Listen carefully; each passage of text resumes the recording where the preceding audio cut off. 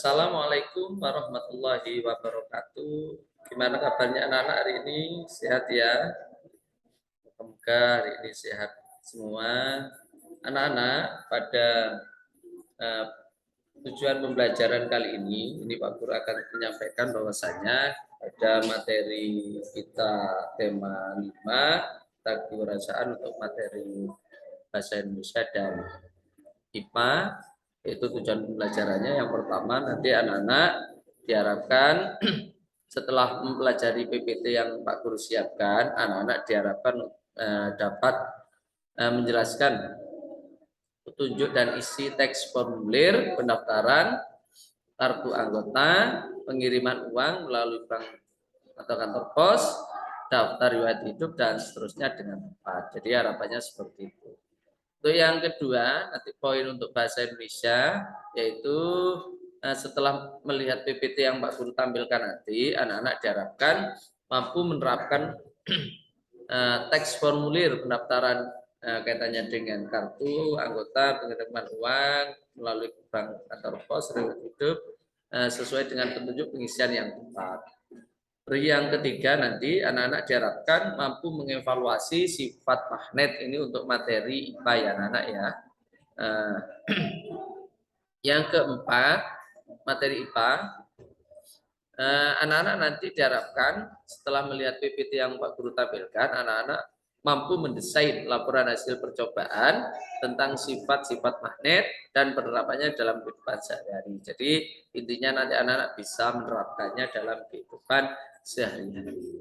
Itu anak-anak kaitannya dengan tujuan pembelajaran yang akan kita lalui pada proses pembelajaran tema 5, materi bahasa Indonesia dan materi IPA.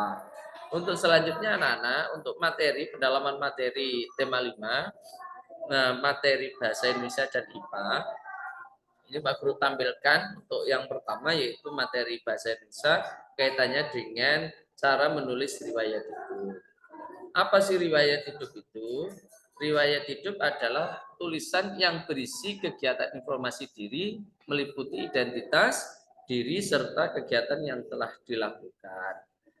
Nah, untuk selanjutnya riwayat hidup harus didasarkan pada fakta yang disajikan dengan sangat rinci. Jadi riwayat hidup itu harus disajikan dengan rinci, dengan real, tanpa mengurangi esensi pada penulisan riwayat hidup.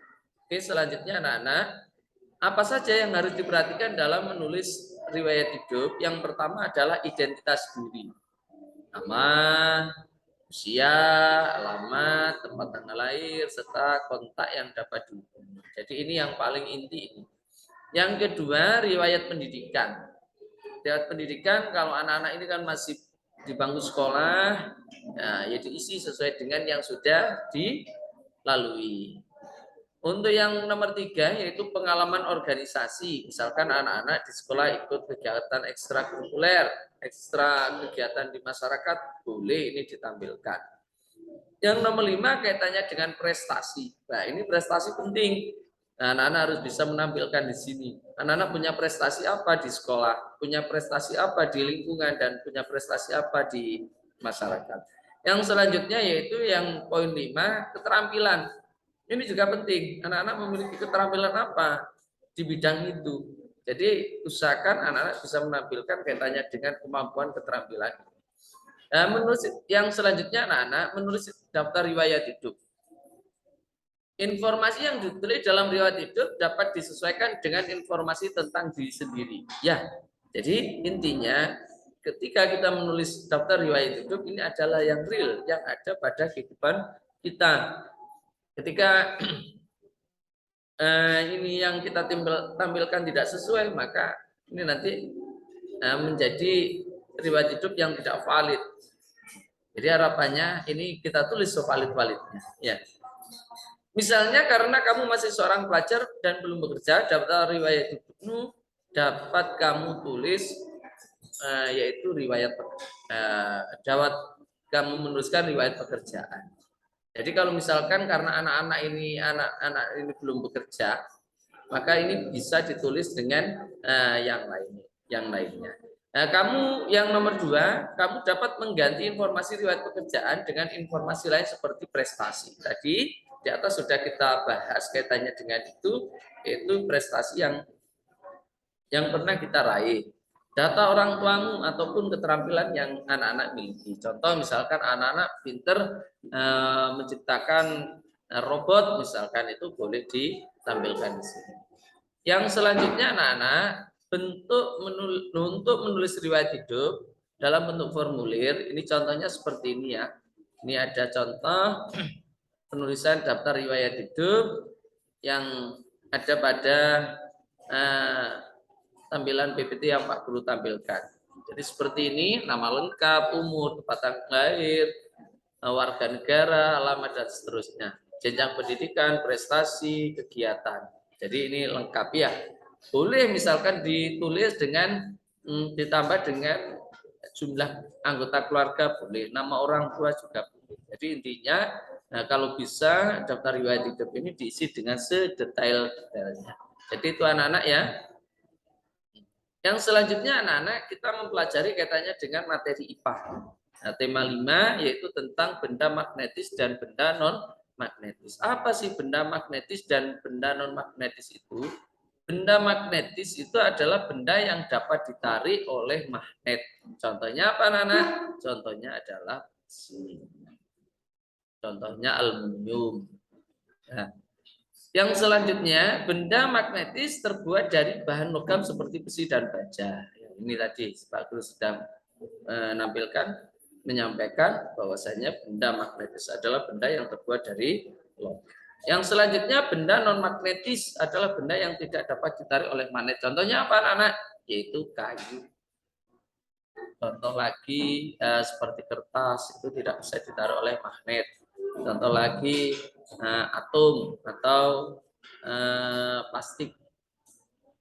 Yang selanjutnya anak-anak, apa sih kegunaan magnet dalam kehidupan sehari-hari? Banyak kegunaan. Salah satu contohnya adalah ini, aku tampilkan, yaitu pintu kulkas. Rata-rata anak-anak punya kulkas, dan kulkas itu ketika nutup, rekatan pintu dengan casingnya pada kulkas itu menempel. Jadi menempel pada bingkai pintu yang terbuat dari besi.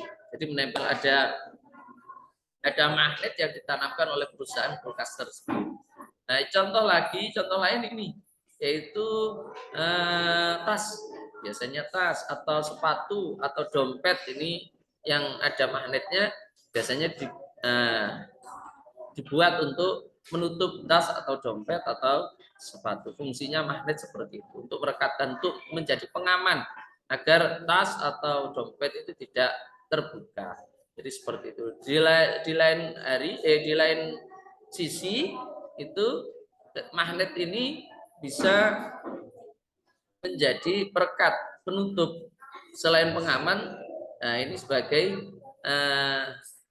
sesuatu tampilan yang menarik, rapi. Ya, rapi. Yang selanjutnya, anak-anak, ini ada contoh obeng dengan baut. Nah, obeng dan baut ini mengandung magnet. Yang mengandung magnet ini yang mana, anak-anak? Ya, obeng.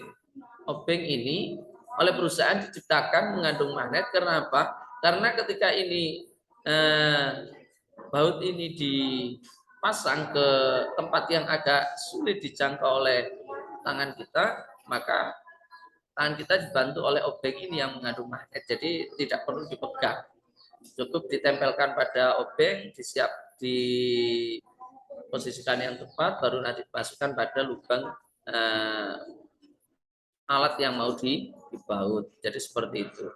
Yang selanjutnya, ini anak-anak ada tampilan yaitu klip atau penjepit kertas. Ini juga mengandung bisa menempel pada magnet ini ya, karena terbuat dari logam. Yang selanjutnya anak-anak, apakah ini benda magnetis atau bukan? Ini apa ini, anak-anak? Ini adalah penghapus. Kalau penghapus tidak bisa ya, karena penghapus ini terbuat dari